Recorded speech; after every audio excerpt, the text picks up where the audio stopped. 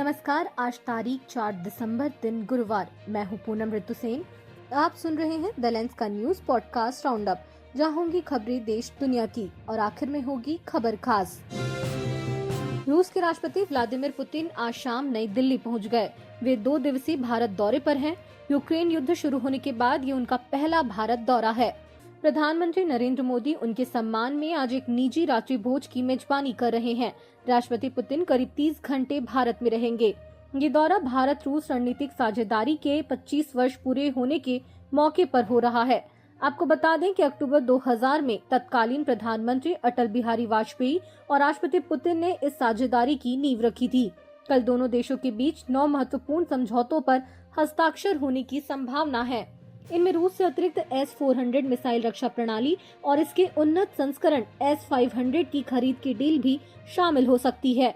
बताया जा रहा है कि मई में ऑपरेशन सिंदूर के दौरान भारतीय सेना ने S-400 का इस्तेमाल पाकिस्तानी लड़ाकू विमानों के खिलाफ किया था। उधर राष्ट्रपति पुतिन के भारत दौरे से ठीक पहले लोकसभा में नेता प्रतिपक्ष राहुल गांधी ने मोदी सरकार पर तीखा हमला बोला। आज संसद परिसर में मीडिया से बातचीत में राहुल गांधी ने आरोप लगाया कि प्रधानमंत्री नरेंद्र मोदी उन्हें और विपक्ष को जानबूझकर विदेशी राष्ट्राध्यक्षों से मिलने नहीं दे रहे। उन्होंने कहा कि अटल बिहारी वाजपेयी और मनमोहन सिंह के समय में विदेशी मेहमानों का नेता प्रतिपक्ष से मिलना लंबी परंपरा रही है, लेकिन वर्तमान सरकार इस प्रोटोकॉल को तोड़ रही है। राहुल ने इसे प्रधानमंत्री की असुरक्षा का सबूत बताया। इसी मुद्दे पर कांग्रेस महासचिव और वायनाड सांसद प्रियंका गांधी ने भी पीएम मोदी पर निशाना साधा। उन्होंने कहा कि मोदी सरकार किसी और की आवाज उठने ही नहीं देना चाहती और न ही किसी का दूसरा पक्ष सुनना चाहती है। देश की सबसे बड़ी एयरलाइन इंडिगो के यात्रियों की परेशानी थमने का नाम नहीं ले रही। मंगलवार से शुरू हुआ फ्लाइट रद्द होने का सिलसिला आज गुरुवार को भी जारी है। आज फिर 300 से ज्यादा उड़ानें रद्द कर दी गयी। दिल्ली, मुंबई, बेंगलोर और हैदराबाद हवाई अड्डों पर सबसे ज्यादा अफरा तफरी देखी गई।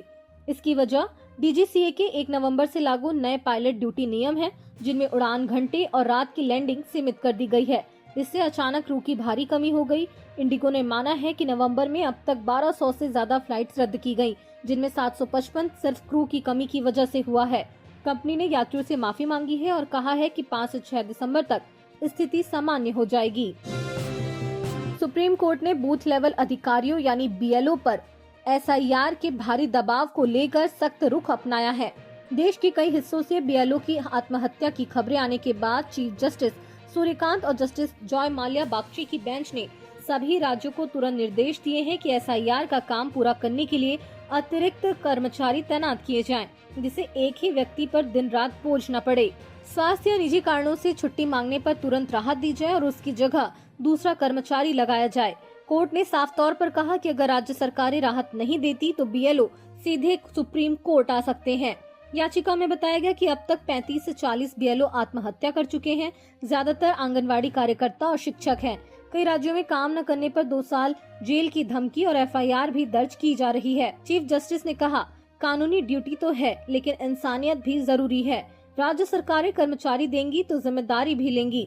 कोर्ट ने सभी राज्यों से 4 हफ्ते में जवाब मांगा है। उधर छत्तीसगढ़ में टैक्स चोरी, खातों में गड़बड़ी और काली कमाई छिपाने के शक में आयकर विभाग ने आज कई ठिकानों पर छापे मारे। रायपुर, दुर्ग, बिलासपुर और रायगढ़ में लोहा और जमीन के बड़े कारोबारियों के करीब 50 ठिकानों पर एक साथ रेड पड़ी। CRPF जवानों के साथ पहुंची आयकर की टीमों ने कंप्यूटर, मोबाइल, हार्ड डिस्क, नकदी और जमीन सौदों के कागजात जब्त किए हैं। कई कारोबारियों से पूछताछ भी की जा रही है।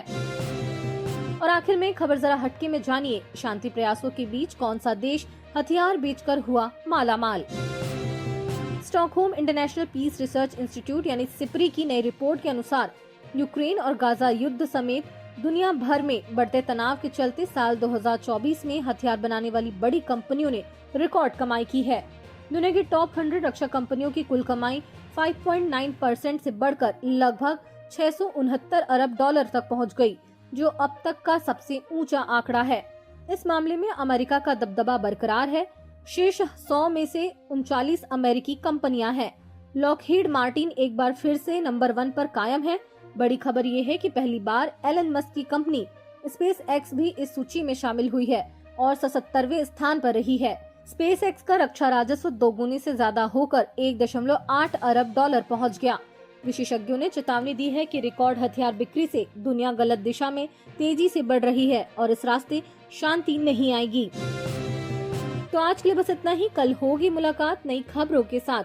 खबरों को विस्तार से पढ़ने के लिए विजिट करिए हमारी वेबसाइट thelens.in। यूट्यूब के अलावा हमारे पेज को एक्स, फेसबुक और इंस्टाग्राम पर भी फॉलो करें। शुक्रिया।